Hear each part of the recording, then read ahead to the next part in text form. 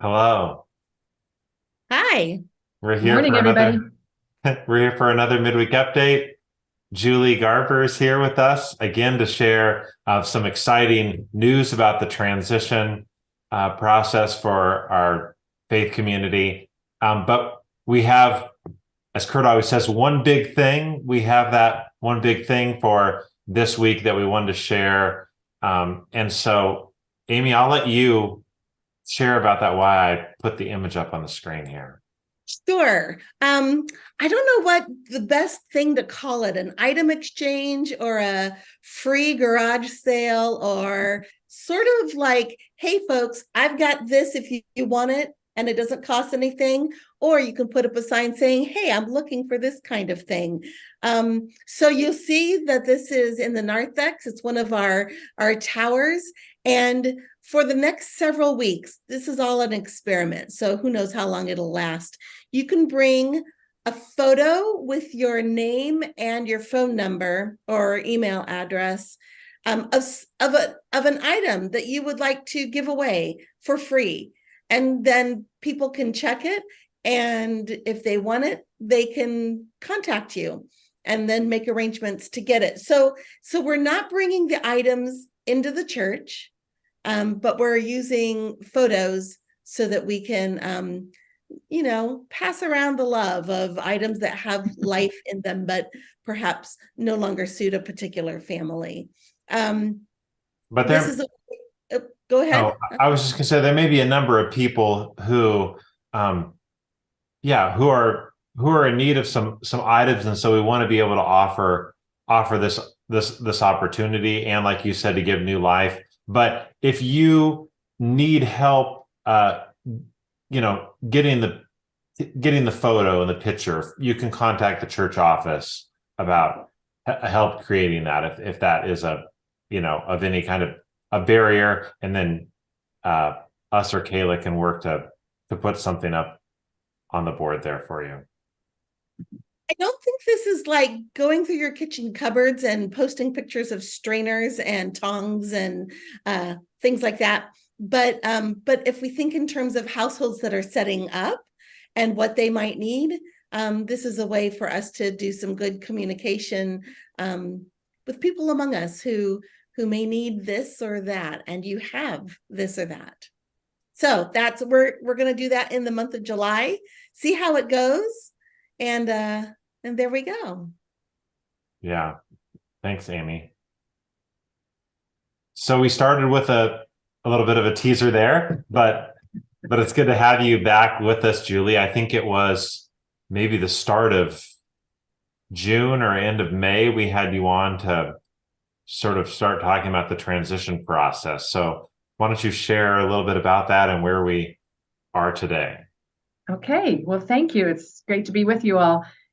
Um, we have been working at this transition process now since Kurt announced his resignation, and we've been busy doing a lot of work. You gave us a lot of wonderful suggestions and names.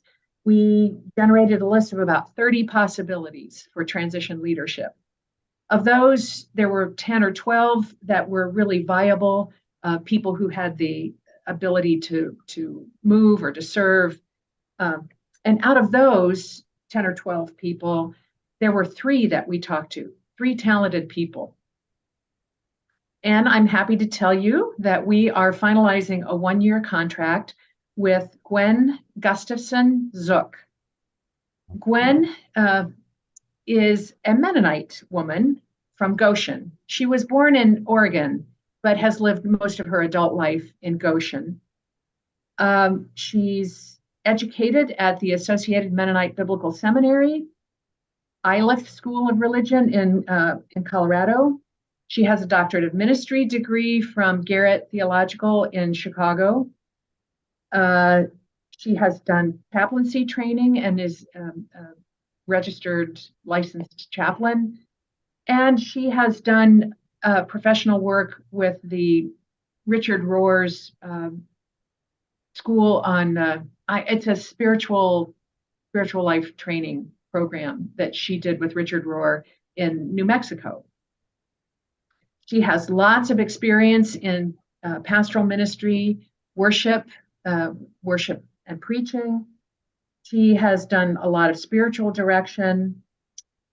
She has administrative skills, and she is currently employed as a chaplain in Goshen. So she has a breadth of experience and understanding. She's done a lot of travel in the American Southwest, in the Middle East, and other places. She's very interested in multicultural justice and interfaith dialogue, peace and justice, spiritual practices, and the arts. You'll have fun learning about her doctorate and her thesis that she worked on, which was working with, I think, about 80 knitters, 80 women in the Mennonite Church who knit. And they were a group from ages 12 to 85, just a big, wide group. And she has written about that experience. So we will welcome Amy. We will welcome Gwen among us on the 1st of August. So I look forward to introducing her to all of you and for you to get to know her for this year. Yeah, that's quite the list there, from pastor down to disc golfer. So that's right. That's right. Covering a lot of ground. So yeah, we're excited.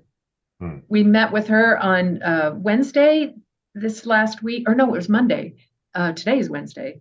We met with her up at Sumach's house to work out the details of the contract, and that everyone who meets Gwen is delighted by her charm, and she's a wonderful person. So we'll welcome her with open arms. Yeah.